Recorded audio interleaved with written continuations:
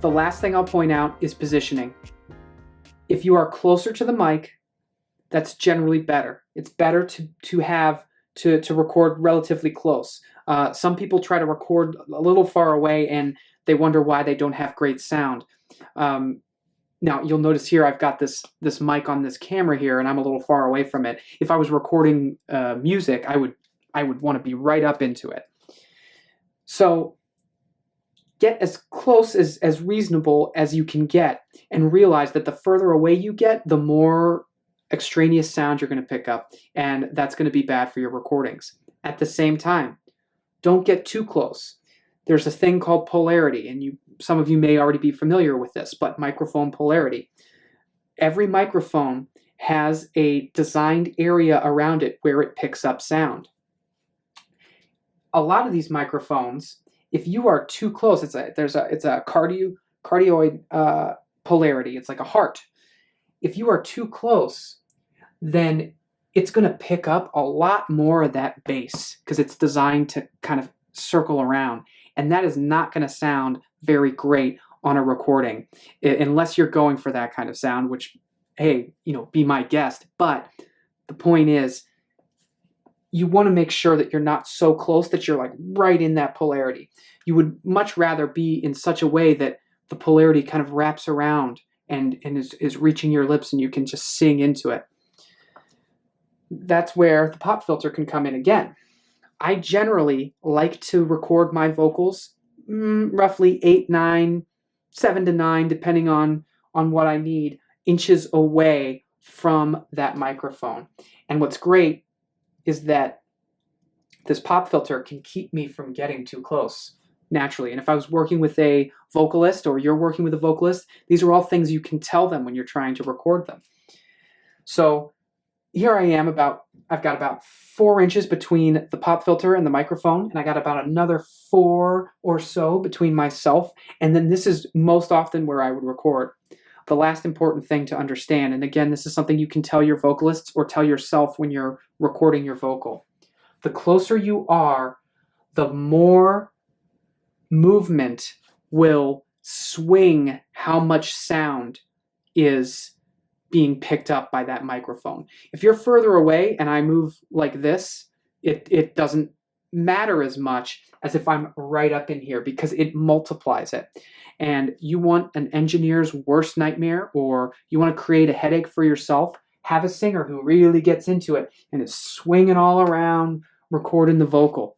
That is going to be a nightmare. So whenever you can, even if I know you are really feeling the music, try to transfer that energy to another place.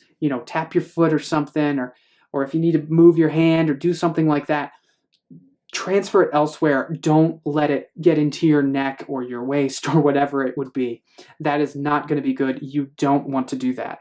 So now I'm going to move into a demonstration, and I want to just show you how the vocals sound in different positions. And I'm not going to EQ them. I'm not going to add reverb. I apologize if you don't like the sound of my voice. I'm going to do my best, but I really just want you to get an idea of how different positioning changes the sound in the microphone. This is not a top of the line microphone. It's a solid microphone, but it is not by any means a $20,000 microphone. I don't have that money. But my point is that I want you to get an idea of how the sound changes depending on where you sing. So I'm going to go with my first favorite position here, and this is what 98% of the time I'm going to sing a vocal in or have a vocalist record into. So for this first recording, notice again, I am roughly 8 inches away, back straight, and I'm going to record this vocal. Are you coming to the tree? They strung up a man, they say, who murdered 3. Strange things did happen here, no stranger would it be. We met at midnight in the hanging tree. So you can see during there, I was actually moving a little bit, and I noticed that I was doing that. Maybe I'm a little nervous because I'm recording here, right?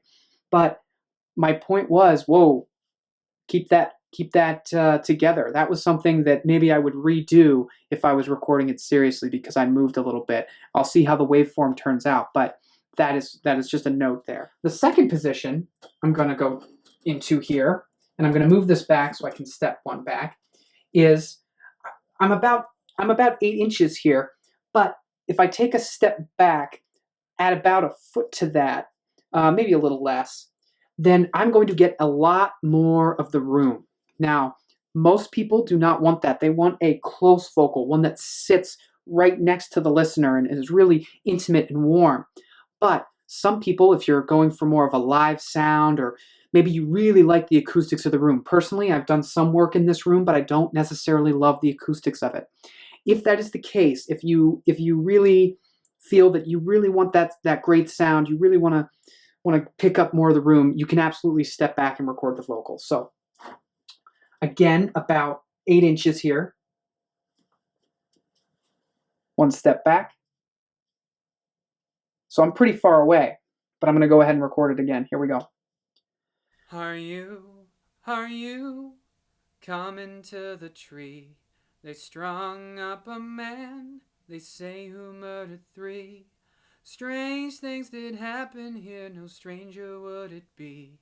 We met at midnight in the hanging tree. So that is another position that you can use. Notice the difference between those two sounds. Feel free to pause as I'll actually play it again.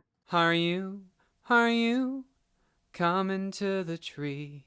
They strung up a man, they say, who murdered 3. Strange things did happen here, no stranger would it be. We met at midnight in the hanging tree. Are you coming to the tree? They strung up a man, they say, who murdered 3. Strange things did happen here, no stranger would it be. We met at midnight in the hanging tree. And you can hear the difference. Now, obviously, the performances were different. I hit different notes, and again, apologize if things weren't sounding great, but the idea is listen to how much more of the room was picked up versus when it was much closer. You can capture great sound. All you have to do is understand the limitations of your space. Realize that you have these reflections in your home studio, and if you don't have a perfectly treated, perfectly shaped room, those are going to create challenges. And you don't have to break the bank.